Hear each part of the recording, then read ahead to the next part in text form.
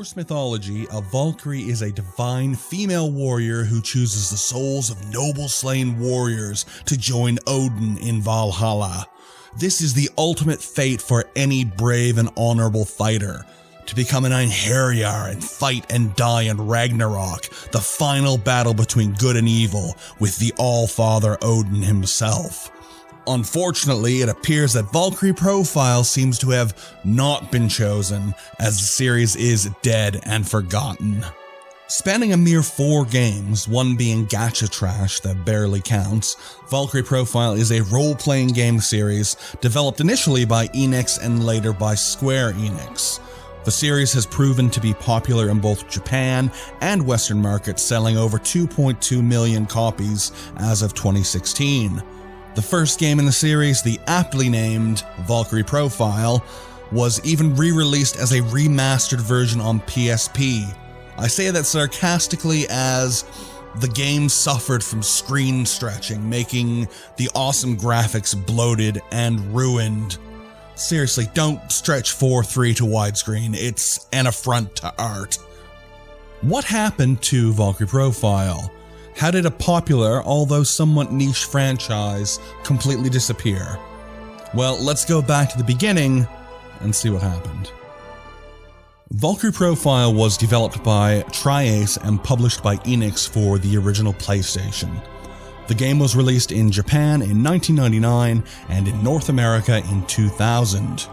The game was inspired by Norse mythology, although the development team did take some liberties.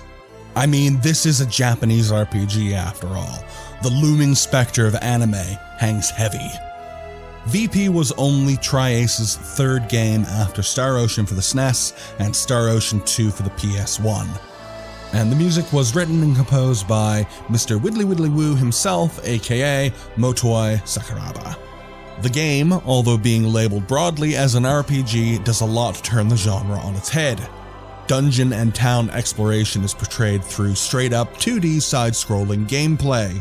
You can jump, duck, slide, swing your sword, and shoot ice crystals. Ice crystals can be used to help traverse the landscape, and swinging your sword at enemy units, which are actually displayed on the map, will cause you to gain a preemptive attack. Traveling on the world map sees the player take to the skies. That's right, we're not walking from town to town, you literally fly. This is done in a third-person view with the camera directly behind you. While flying, you can perform a spiritual concentration, which will notify you of nearby dungeons, towns, or Einherjar needing recruitment. As you can see, this game turned a lot of standard RPG tropes on their heads. The game is divided into 8 chapters. Depending on the difficulty level chosen, these chapters are then divided further into periods, 16 for easy, 24 for normal, and 28 for hard. That's right, you have more time on the hardest difficulty mode. This game is incredible, as the hard mode is arguably the easier mode. In hard mode as well, all of your characters join your party at level 1. Sounds detrimental, doesn't it? Well, when starting from level 1, you get to choose where all of a character's skill points go. On easy and normal, recruiting a character who is level 30 seriously hinders your ability to min-max your units. Starting at level 1 lets you build much stronger warriors. VP is an amazing example of a game where difficulty level actually noticeably alters the gameplay of the game and not just the enemy's strength. During each chapter, you will be able to engage in quests, dungeon crawls, and Einherjar recruitment. At the end of each chapter, you will be tasked by Odin to send Einherjar to Valhalla. This will permanently remove these characters from your team, so choose wisely. Odin will rate these characters based on their level and their personality. Send someone who is level 1 or someone who is shady, and Odin won't be happy. And that might lead you to an early game over. Combat in this game is awesome. On the player's turn, all characters attack simultaneously. Each of your 4 party members are assigned one of the 4 face buttons on the controller, and you simply need to hit their button to engage the enemy. Depending on how many action points you have, 1 to 3 for fighters and 1 for mages. You can crank out huge fighting game style combos. It's flashy, it's tight, it's quick, and it's a hell of a lot of fun. You play as Lenneth, a recently awakened Valkyrie who is charged by Odin to gather the souls of the recently slain to fight for him in Ragnarok. Your main task is to seek out these slain warriors and send the strongest and most brave to Valhalla to prepare for the final battle of Ragnarok. As the story progresses, you will encounter themes of losing one's humanity, servitude, family ties, and deicide. There's loads of Norse mythology mixed into the game, characters, places, events, weapons, monsters, and much more are present in the game. There are a number of liberties taken with this influence though. Freya and Frey are now sisters instead of sister and brother. The trickster god Loki, while still being looked down upon by the other gods, has a strong friendship with Frey. Odin is a motherfucker. Due to the critical and commercial success of Valkyrie Profile, a sequel would come to light several years later. The game was also eventually ported to the PSP and mobile devices, but both ports are fucking terrible. Valkyrie Profile 2 Silmeria, the follow-up game, was once again developed by Tri-Ace, but this time was published by the still somewhat newly merged Square Enix. The game was released for the PS2 in Japan and North America in 2006, and in Europe and Australia in 2007. The game is a prequel taking place hundreds of years before the original game. I normally hate prequels, but events in the original Valkyrie Profile needed to be addressed, and boy, they were. VP2 has a lot of recurring gameplay elements from the first game, and some elements that have vanished. While the game is still divided into chapters, this time 6, there is no time limit, so you can spend as much time as you want exploring towns and dungeons. Dungeon exploration is also once again done from a 2D angle with a focus on platforming. You can jump, swing your sword, and throw photons, just like in the original VP. Recruiting Einherjar no longer uses spiritual concentration, but involves finding artifacts relating to each individual Einherjar. When an artifact is found, you can interact with it and bring them into your party. Einherjar are randomly placed in dungeons, and 20 are recruitable per game from an overall pool of 40. Instead of sending them to Odin, you can release their souls back into the realm of the living, which gives you rare items. Combat is a little bit different this time around. While you still have 4 party members who are individually assigned to the 4 face buttons, you can move them around the battlefield to focus on different enemies. While moving, attacking, etc., the game moves in real time. Time only pauses when you stop moving. You can use this respite to plan your next actions. At first, it's a little bit weird and clumsy, but you do get used to it quick enough. You can also connect a second controller to allow a second player to control 1 or more party members during combat. Wild. The story of VP2 takes place hundreds of years before VP1, but is also independent of the original story. You take the role of a young human girl named Alicia and a Valkyrie named Silmeria, who both possess the same body. After the Valkyrie Silmeria rebelled against Odin and his maniacal ideology, she resurrected inside of Alicia. Alicia is the princess of a realm called Dipan, and after her possession by Silmeria, her father the king locks her away in prison. The plot has themes similar to the first game: rebellion, disobedience, fighting for freedom. And as you proceed along your adventure, you recruit a number of intriguing characters like Rufus the Archer, the aforementioned Einherjar, and if you played the first game, some familiar faces. Despite popularity of the title, it has never been re-released outside of the PS2. An ultimate release was later released for the PS2, but that's it. If you want to play this game, you are going to need a physical PS2 and a disc.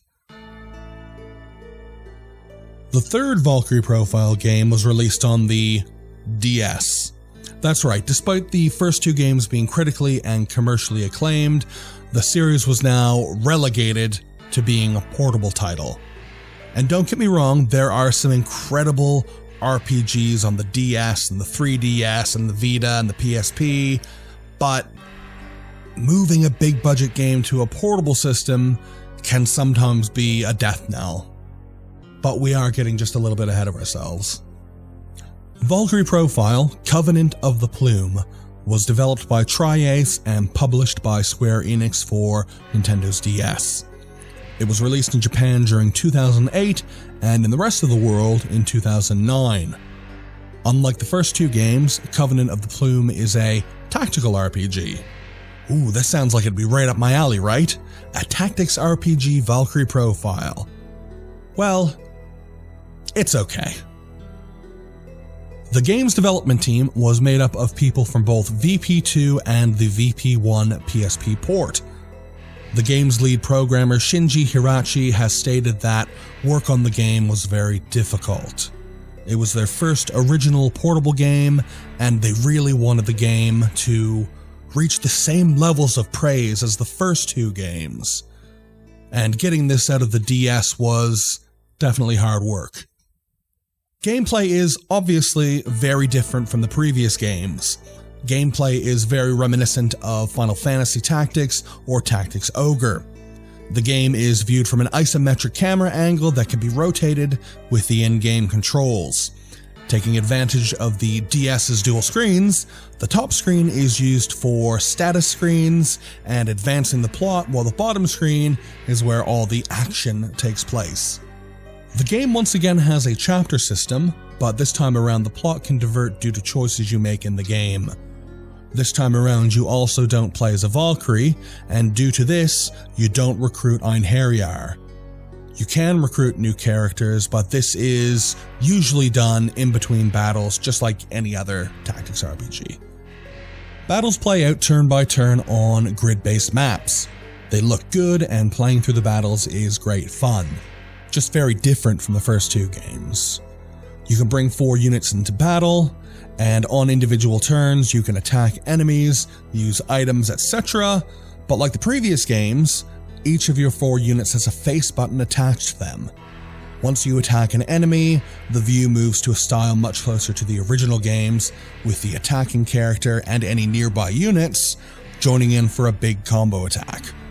You also have access to the Destiny Plume, an incredibly powerful artifact that you can use to instantly win battles. But if it is overused, you will receive a game over. Choosing whether to use it at all can considerably alter the game's story and ending.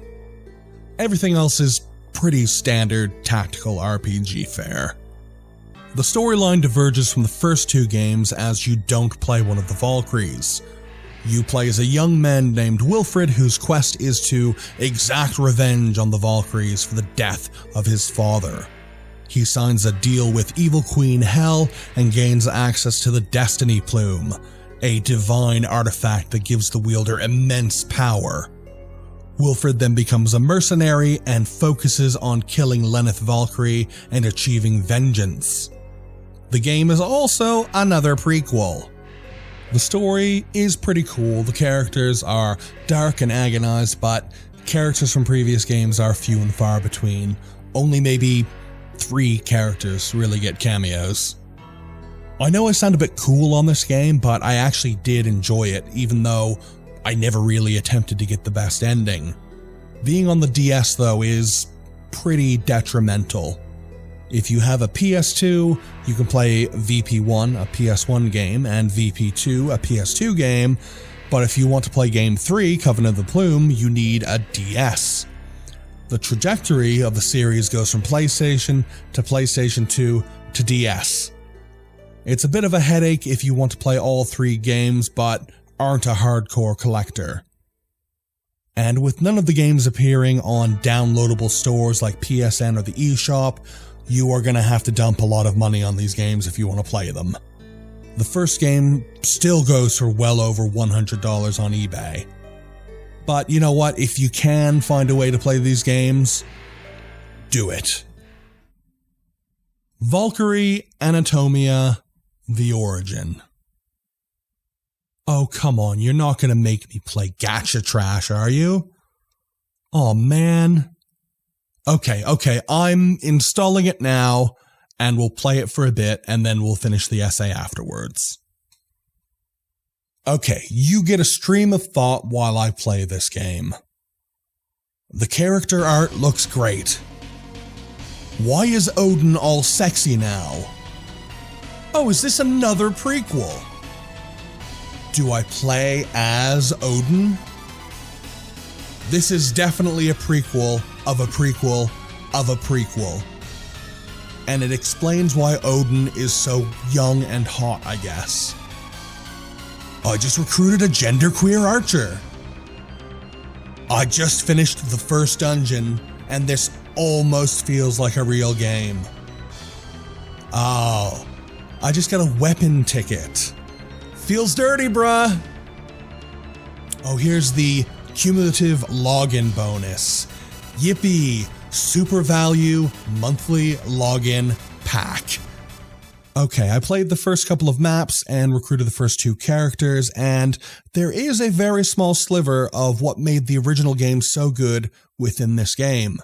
The art, the characters, the music, and even the combat feel so familiar. But man, it is bogged down by gacha shite. Constant suggestions to visit the real money shop, and flashing lights telling you to make sure you log in every day to get your bonuses. If the designers of this game took out all of the good parts and molded them into a real game, they might actually have something. But this does just feel empty. And that is Valkyrie Profile.